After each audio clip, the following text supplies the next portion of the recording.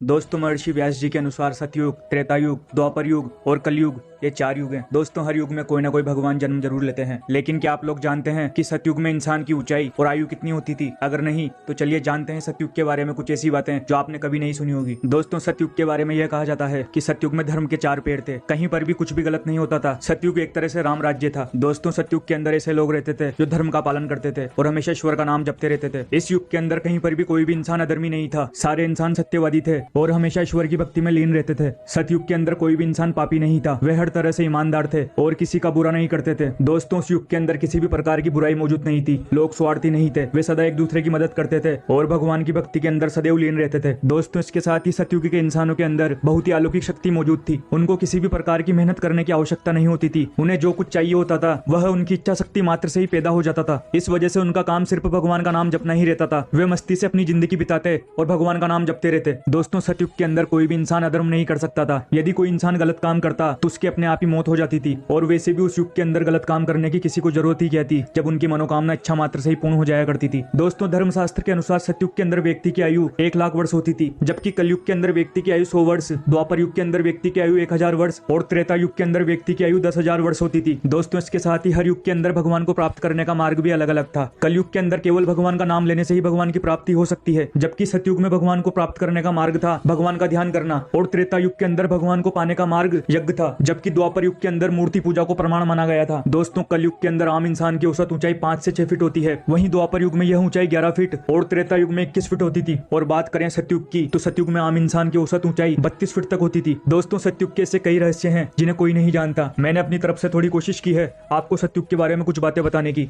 आशा करता हूँ कि आपको कुछ जानकारी जरूर मिली होगी। तो वीडियो को लाइक करना और चैनल पर नए हो तो चैनल को सब्सक्राइब करना। Thank you.